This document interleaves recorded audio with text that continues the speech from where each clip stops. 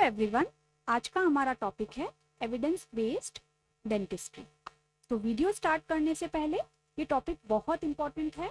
Long note में पूछा जाता है, शॉर्ट नोट में कई बार पूछा जाता है और कई बार वाइवा में भी इसके कई सारे क्वेश्चंस पूछे जाते हैं। तो चलिए स्टार्ट करते हैं इस टॉपिक को। इन कंटेंट्स के अंडर है introduction, history, evidence-based dentistry, goals, steps, impact, advantages and disadvantages, barriers, what are the fusion for future and what is evidence-based public health and conclusion। तो वीडियो स्टार्ट करने से पहले अगर आप इस चैनल पर नए हैं तो प्लीज़ आप इस चैनल को सब्सक्राइब कर सकते हैं और अगर वीडियो आपको हेल्पफुल लगती है तो प्लीज़ इसे लाइक एंड शेयर कर सकते हैं। तो चलिए स्टार्ट करते हैं इंट्रोडक्शन से। एविडेंस बेस्ड डेंटिस्ट्री का क्या इंट्रोडक्शन है। Dentist continue to use the same treatment and techniques learn in the dental schools and decisions are based on experience of the clinical dentist. Dentist जो रहते हैं वो अपना ट्रीटमेंट और टेक्निक जो उन्होंने डेंटल स्कूल में सीखा है उसी पे बेस पे वो करते हैं और उनकी एक्सपर्टाइज और इफेक्टिवनेस कुछ टाइम के बाद में डिटेरियोरेट होने लग जाती है जब वो अपना स्कूल मेडिकल स्कूल छोड़ते हैं। तो इस चीज को slippery slope of clinical competence बोलते हैं। अब डायलेमा क्या कब अराइज होता है? When we have to do new और better than our current clinical management study. अब हमको कोई नया ट्रीटमेंट लेके आना है तब हमारे पास डायलेमा अराइज होता है। उस टाइम पे हमें concept of evidence based approach आता है which facilitates the conclusions for clinical practice that is based on sound research studies. तो न्यू रिसर्च स्टडीज को अप्लाई करने के लिए एविडेंस बेस्ड डेंटिस्ट्री का टर्म आता है। हिस्ट्री क्या है? मैकक्यून इन 1976 उन्होंने बताया कि इम्प्रूव अगर हमें हेल्थ को करना है तो हमें न्यूट्रिशन और हाउसिंग को इम्प्रूव करना पड़ेगा।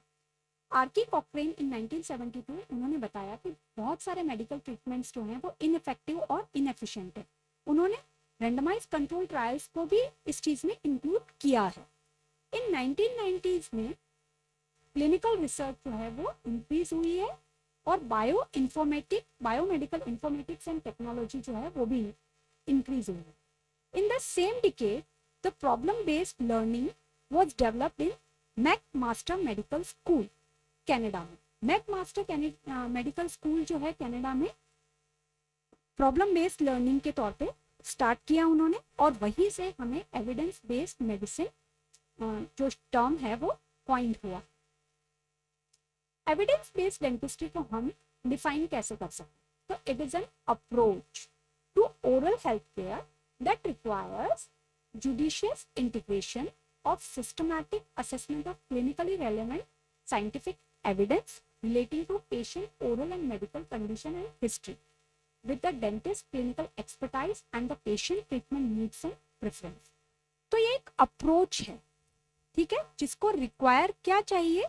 जुडिशियस इंटीग्रेशन चाहिए साइंटिफिक एविडेंस का जो रिलेट करेगा पेशेंट ओरल और मेडिकल कंडीशन को विद डेंटिस्ट क्लिनिकल एक्सपर्टाइज, ठीक है, और उसकी पेशेंट नीड और प्रेफरेंस को कि भाई ट्रीटमेंट तो हमारे पास बहुत सारे अवेलेबल हैं लेकिन उस पेशेंट को क्या रिक्वायरमेंट है, उसकी नीड क्या है, उसकी प्रेफरेंस क्या है, उसके बेस के ऊपर हम लोग एविडेंस बेस्ड डेंटिस्ट्री को अप्लाई करेंगे। तो ये एक अप्रोच है जिसको रिक्वायर है judicious integration of scientific evidence relating to patients oral and medical condition with dentist clinical expertise and patient treatment needs and preference. तो ऐसे आप इसको याद रख सकते हैं। देन नीड क्या है, ठीक है, कई बार पेशेंट जो रहता है वो प्राइमरी डेंटल केयर क्लिनिक्स पे रहता है, लेने आता है, तो वो क्वालिटी ऑफ डेंटल केयर जो उसको चाहिए होता है उसको जज करता है। लेकिन इंटरनेट और इलेक्ट्रॉनिक डेटाबेस से कई बार उनको इंफॉर्मेशन जो है वो या ऑल्टरनेटिव ट्रीटमेंट जो है उनको पता हो तो वो डिमांड करने लगते हैं हमसे क्वालिटी और डेंटल हेल्थ केयर जो उनको चाहिए। लेकिन कई बार इंटरनेट पे इनएक्यूरेट और मिसलीडिंग इंफॉर्मेशन अवेलेबल है, तो उस टाइम पे हमें क्वालिटी को एश्योर करने के लिए हमें इस चीज़ के लिए इसका नॉलेज होना ज़रूरी है ताकि पेशेंट मिस इन्फॉर्म ना हो। तो ये हमारी नीड है। तो हमने डेफिनेशन के बाद, हिस्ट्री के बाद में डेफिनेशन देखी, अब हमारा नीड हमने देखा कि एविडेंस बेस्ड डेंटिस्ट्री की नीड क्या है, प्रिंसिपल क्या रहता है इसका, बेस्ट इंफॉर्मेशन हमें क्विकली मिल जाती है, प्लस हम असेस कर सकते हैं क्वालिटी को और डिसाइड कर सकते हैं कि वेदर इंफॉर्मेशन हमारी रेलेवेंट है या नहीं है, इसको हम क्लिनिकल डिसीजन में यूज कर सकते हैं या नहीं। नेक्स्ट गोल क्या रहते हैं हमारे एविडेंस बेस्ड डेंटिस्ट्री का, कि हमें बेस्ट रिसर्च मिलती है इससे, जिसको हम प्रैक्टिस में ट्रांसफर करते हैं और हम इंफॉर्मेशन को फिल्टर कर सकते हैं जो हमको मिली कि हमारे लिए इफेक्टिव है या नहीं है, और इफेक्टिव मेथड हमको मिलती है जो करंट रिसर्च से हमको मिला, और वही इंफॉर्मेशन फिर हम सिमिलर केसेस पे अप्लाई करते हैं। तो हमें इससे बेस्ट रिसर्च मिला, इसको हमने प्रैक्टिस में इन्वॉल्व किया, ट्रांसफर किया, फिर फिल्टर की हमने उससे इंफॉर्मेशन, इफेक्टिव मेथड हमें मिला इस चीज से, और फिर हम सिमिलर केसेस पे उसको अप्लाई करते हैं। तो ये हमारा गोल है। 3 कंपोनेंट क्या रहते हैं हमने पढ़ा था डेफिनेशन में, एक अप्रोच है और ये एक मेथड है। किस चीज के लिए, एक्वायर, अंडरस्टैंड एंड अप्लाई करता है ये बहुत सारी करंट साइंस में। तो एविडेंस जो हमें मिला वो पेशेंट प्रेफरेंस नीड के अकॉर्डिंग हम लेते हैं और हम उसे क्लिनिकल एक्सपर्टाइज पे के तौर पे फिर हम उसे अप्लाई करते हैं। तो स्टेप्स क्या रहते हैं एविडेंस बेस्ड डेंटिस्ट्री में, आइडेंटिफाई क्लिनिकल, कम्युनिटी और रेलेवेंट प्रॉब्लम आइडेंटिफाई करा, फिर हमने एविडेंस को सर्च करा, उससे हमने सेंस लिया, अगर वो एविडेंस हमारे लिए सेंसिबल है, ठीक है, तो हम देखते हैं अगर पुअर है वो एविडेंस तो हम उसे डिस्कार्ड कर देंगे, और अगर अपडेटेड है वो तो हम उस एविडेंस पे वर्क करेंगे। तो ये स्टेप्स रहते हैं। नेक्स्ट 5 A's जो रहते हैं एविडेंस बेस्ड डेंटिस्ट्री में बहुत इंपॉर्टेंट है वाइवा के पॉइंट ऑफ व्यू से। We will be asking the evidence based question पहले हम आस्क करेंगे, फिर हम बेस्ट एविडेंस को सर्च करेंगे, सर्च करने के बाद हम उसे क्रिटिकली अप्रेज करेंगे, उस इंफॉर्मेशन को हम क्लिनिकल प्रैक्टिस में अप्लाई करेंगे, और लास्ट में अप्लाई करने के बाद उसकी परफॉर्मेंस को हम इवेल्युएट करेंगे। तो ये हमारे 5 A's हैं, ask, access, appraise, apply and assess. ठीक है, तो ये वाइवा में कई बार पूछा जाता है। नेक्स्ट है, हमने आस्क में हम क्वेश्चंस जब आस्क करते हैं तो बैकग्राउंड क्वेश्चंस और फोरग्राउंड क्वेश्चंस रहते हैं। बैकग्राउंड क्वेश्चंस हमें डिस्क्रिप्टिव इंफॉर्मेशन देते हैं किसी भी पेशेंट की या ट्रीटमेंट की, डायग्नोस्टिक टेस्ट की, क्लिनिकल कंडीशन की, और फोरग्राउंड क्वेश्चन जो होते हैं वो हमें इंफॉर्मेशन देते हैं किसकी, थेरेपी, प्रिवेंशन एंड डायग्नोसिस। तो किसी भी क्वेश्चन को फ्रेम करने के लिए हम लोग पिको मॉडल को यूज करते हैं। तो पी जो रहता है हमारा patient problem, I for intervention, C for comparison and O for outcome. ठीक है, तो इस पिको मॉडल को भी कई बार वाइवा में पूछा जाता है, व्हाट इज पिको मॉडल, तो आपको पता होना चाहिए। तो एक क्वेश्चन हमने फ्रेम किया पिको मॉडल के through, patient with nifedipine induced gingival growth. ठीक है, जो पेशेंट जिसकी नाइफडिपिन इंड्यूस्ड जिंजाइवल ग्रोथ है तो उस पर क्या इफेक्ट होगा scaling and root planing and periodontal surgery का, और जो नाइफडिपिन यूज कर रहा है विद और विदाउट सीजेशन। ठीक है, तो जो ले रहा है नाइफडिपिन और जो नहीं ले रहा है, और on probing depth, gingival size and recurrence of overgrowth. तो देखिए हमने येलो पार्ट में जो इस क्वेश्चन में लिया है वो हमारी पेशेंट की प्रॉब्लम, ठीक है, कि भाई नाइफडिपिन की वजह से उसकी जिंजाइवल ग्रोथ इंक्रीज हो गई है। इंटरवेंशन हम दे रहे हैं उसको scaling, root planing and periodontal surgery. फिर हमने कंपेयर किया जो नाइफडिपिन यूज कर रहे हैं और जो नहीं कर रहे, और आउटकम हमने देखा कि उनकी प्रोबिंग डेप्थ क्या है, जिंजाइवल साइज क्या है और रिकरेंस क्या है उस जिंजाइवा के ओवरग्रोथ की। नेक्स्ट हमने जब क्वेश्चन फ्रेम कर लिया, फ्रेम करने के बाद हम उसे एक्सेस करेंगे कंप्यूटर पे, मेडिकल डेटाबेस जो मेडलाइन है, have made it easier to distribute and access formation. Medline ने इसको इजियर कर दिया है। तो Medline standard English language database है बायोमेडिकल इंफॉर्मेशन के लिए, अदर लैंग्वेजेस में भी इंफॉर्मेशन अवेलेबल है। तो क्रैन कोलैबोरेशन में ये वेबसाइट रहती है जो prepare and maintain the comprehensive systematic review. Then Cochrane library databases पे हम इंफॉर्मेशन अवेलेबल है, कॉकरेन कंट्रोल ट्रायल्स रजिस्टर पे अवेलेबल है। अदर सोर्सेज में हम लोग जर्नल्स में देख सकते हैं, ऑनलाइन वेब बेस्ड सीडीज पे देख सकते हैं। तो एक्सेस करने के बाद हम उसको अप्रेज करते हैं। ठीक है, carefully and systematically examine the research to जज the trustworthiness. Of its value and relevance, क्या ये बहुत ट्रस्टवर्दी है वैल्यू और रेलेवेंस के लिए हमारे, क्या ये रेलेवेंट रहेगी या वैलिड पेपर्स हैं, कहीं ये पुअर क्वालिटी है, इरेलेवेंट तो नहीं है जो भी पब्लिश्ड पेपर हैं, इम्पैक्ट फैक्टर कैसा है। तो अप्रेजल जो रहता है वो हमें एक्सेस करता है उसकी वैलिडिटी, ट्रुथफुलनेस मतलब clinical importance and clinical relevance, जो भी हमारा केस रहता है तो अप्रेजल बहुत इंपॉर्टेंट है। तो पैटर्न हमारा जो होना चाहिए आर्टिकल का इमराट पैटर्न फॉर्मेट होना चाहिए। आई फॉर इंट्रोडक्शन, क्यों हम रिसर्च कर रहे हैं, क्या मेथड हम यूज कर रहे हैं, क्या रिजल्ट है, और फिर डिस्कशन हम लोग जो रिजल्ट हमें मिला उसके ऊपर। तो सबसे पहले हम लोग टाइटल ऑफ द आर्टिकल से स्टार्ट करते हैं, उसी से हमें अगर वो टाइटल कैची है तो हमें आइडिया मिल जाएगा मटेरियल जो भी पेपर के अंदर अवेलेबल है। तो इस तरीके से हम लोग उसको चेक कर सकते हैं कि इंफॉर्मेशन हमारे लिए काम की है या नहीं। हायरार्की ऑफ एविडेंस जो आता है वो बहुत इंपॉर्टेंट रहता है, ये रैंकिंग एविडेंस भी कहा जाता है, और ये शॉर्ट नोट में कई बार डायरेक्टली भी पूछा जाता है कि what is hierarchy of evidence, और write a short note on hierarchy of evidence. ये वेल रिकॉग्नाइज्ड होता है। सम रिसर्च डिजाइन, हमें ये वेल रिकॉग्नाइज है कि कुछ रिसर्च डिजाइन जो होती हैं वो ज़्यादा पावरफुल होती हैं, ठीक है। और ये कॉन्सेप्ट जो होता है हायरार्की ऑफ एविडेंस को गिव राइज करता है। ये एक पिरामिड शेप स्ट्रक्चर रहता है, टॉप पे बेस्ट रिसर्च रहती है और बॉटम पे सबसे लो वाली रिसर्च रहती है। तो जब हम ऊपर से नीचे की तरफ आते हैं तो बायस जो होता है वो बढ़ता है। बायस क्या होता है, एक स्टैंडर्ड एरर होता है, ठीक है, जो कि कई बार जो गलती होती है वो चीज़ हमें पता होता है कि भी ये एक स्टैंडर्ड एरर है। जब हम ऊपर से नीचे तक जाते हैं तो ये बढ़ता है, मतलब टॉप पे तो बेस्ट रिजल्ट रहता है लेकिन नीचे जो रहते हैं बेस पे उन पे इतना इफेक्टिव उनका एविडेंस नहीं होता, रिलायबल एविडेंस नहीं होता। तो सबसे बेस्ट होता है रैंडमाइज कंट्रोल ट्रायल। तो hierarchy of evidence provide the framework of ranking, rank बताती है, और इवोल्यूशनरी ऑर्डर पे चलती है सिंपल ऑब्जर्वेशनल मेथड से रिग्रेस मेथोडोलॉजीज के साथ में। तो इसको हम डायग्राम के तौर पे अंडरस्टैंड करने की कोशिश करते हैं। तो सबसे पहला जो रहता है, देखिए नीचे जो है यहाँ ह्यूमंस इन्वॉल्व नहीं है और एनिमल एंड लैब स्टडीज रहती है।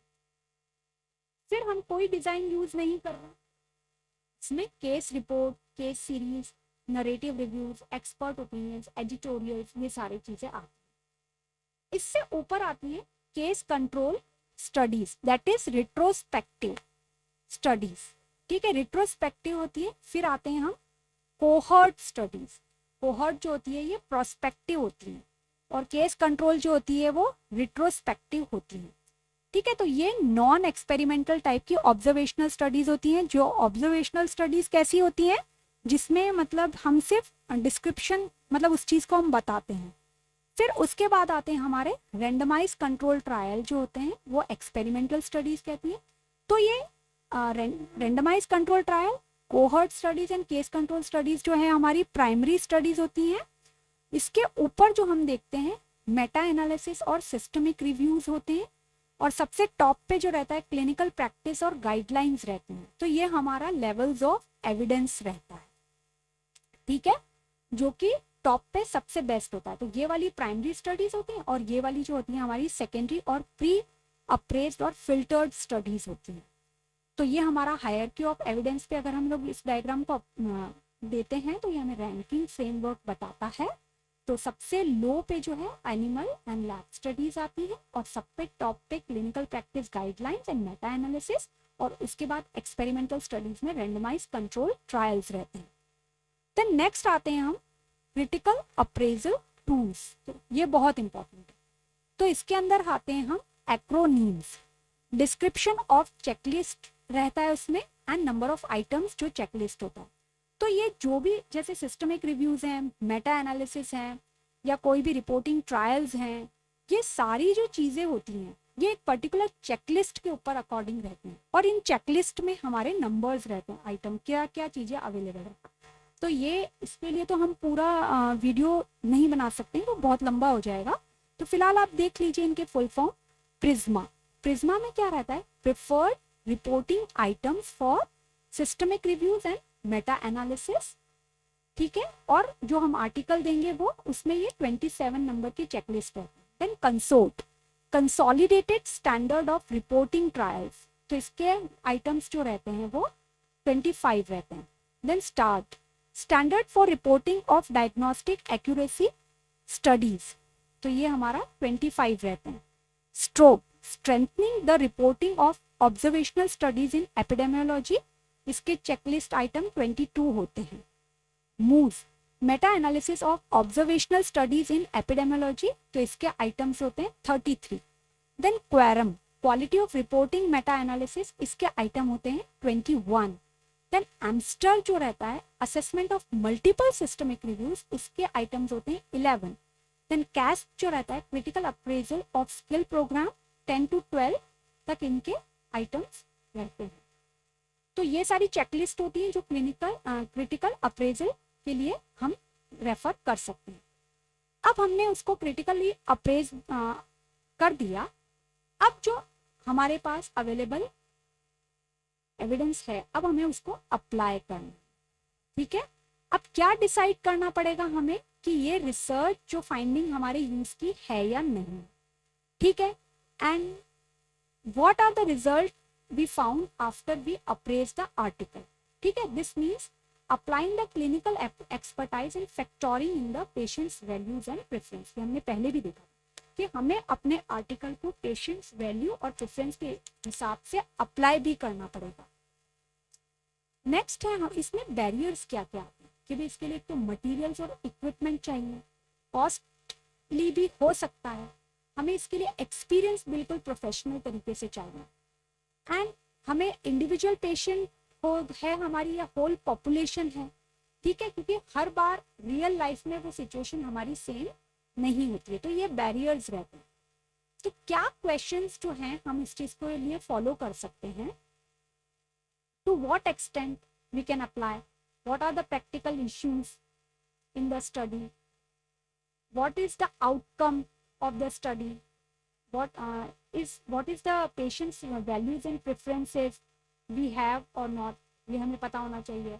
Evidence should be based on the relevance to your patient, फिर वो रेलेवेंट होना चाहिए पेशेंट के लिए, पेशेंट उसके लिए विलिंग होना चाहिए, प्रैक्टिशनर की एबिलिटी होना चाहिए ट्रीटमेंट को अप्लाई करने के लिए, तो ये क्वेश्चंस हमें अप्लाई करने पड़ते हैं। देन नेक्स्ट असेस, अब हमने सब कुछ कर लिया, ठीक है, many forms, but 4 large categories में आता है हमारा evidence, facts, statistics, examples, expert opinions, इनके तौर पे हमें असेस करना, ठीक है। we must prepare to evaluate the evidence, evidence को बनाने के लिए हमें पता होना चाहिए कि रियली हमारा ये सेंस बना रहा है या नहीं। तो हम ये भी कह सकते हैं कि अभी जैसे जो भी ट्रीटमेंट हम अप्लाई कर रहे हैं पेशेंट को, क्या वो सेंसिबल है या इंफॉर्मेशन जो हमें मिली है, तो टिपिकल क्वेश्चंस हमको पूछना होता है, क्या ये एडिक्वेट और रिप्रेजेंटेटिव है, एक्यूरेट है हमारा एविडेंस, क्या जो सोर्स जिससे हमने लिया वो क्रेडिबल है, क्या और भी क्रेडिबल सोर्सेज से हमें उस चीज को रेफर करना पड़ेगा। तो सेकेट एट अल ने सेल्फ इवेल्युएशन क्वेश्चंस दिए हैं। क्वेश्चन क्या है, am I asking any clinical question, are they well structured, जो भी मैं पूछ रहा हूँ वो स्ट्रक्चर्ड है, जो सर्च कर रहा हूँ मैं वो क्या बेस्ट सोर्स है हमारा एविडेंस के लिए, क्या मैंने उसे क्रिटिकली अप्रेस किया है। तो ये सेकेट एट अल ने सेल्फ इवेल्युएशन क्वेश्चंस दिए। अब इम्पैक्ट क्या, तो ये हमें डेंटल रिसर्च में न्यू एरा ओपन कर रहा है। हम ट्रेडिशनल बेसिक रिसर्च से अब ट्रेडिशनल बेसिक रिसर्चर्स को और क्लिनिकल रिसर्चर्स को, क्लिनिशियंस को और एजुकेटर्स को, हम सबको एक ही प्लेटफॉर्म पे लाके खड़ा कर रहे हैं, ठीक है। सब अपनी अपनी नॉलेज इससे ले रहे हैं और सब उससे रिलेट कर रहे हैं। देन रेलेवेंट क्वेश्चंस वो हमें आंसर कर रहे हैं, भाई पहले तो ढूंढ रहे हैं, अप्रेस कर रहे हैं, देन समराइज कर रहे हैं, फिर एनालाइज कर रहे हैं एविडेंस को, और फिर हमें बता रहे हैं। सक्सेस और फेलियर्स जो है वो भी बताती है डेंटिस्ट्री का डेंटल रिसर्च में कि वो ओरल हेल्थ को इम्प्रूव करेगी या नहीं, ठीक है। तो ये अगर सही है तो ही उस पर अप्लाई होगा और सही नहीं है तो वो अप्लाई नहीं होगा, तो ये इम्पैक्ट रहता है। एडवांटेजेस क्या रहते हैं, इफेक्टिव यूज ऑफ रिसर्च को हम यूज करते हैं, फिर रिसोर्सेज का यूज होता है, डिसीजन मेकिंग में हेल्प रहती है, मॉनिटर और डेवलप कर सकते हैं हम क्लिनिकल परफॉर्मेंस को, तो ये हमें इनमें हेल्प करती है। डिसएडवांटेज क्या है कि कई बार रेंडमाइज क्लिनिकल ट्रायल्स जो हैं ये भी फुल प्रूफ नहीं है, ठीक है, और एक्सपेरिमेंटल और कंट्रोल ग्रुप जो होना चाहिए वो भी हमें लार्ज होना चाहिए, कोई भी कंक्लूजन अगर हमें देना है तो।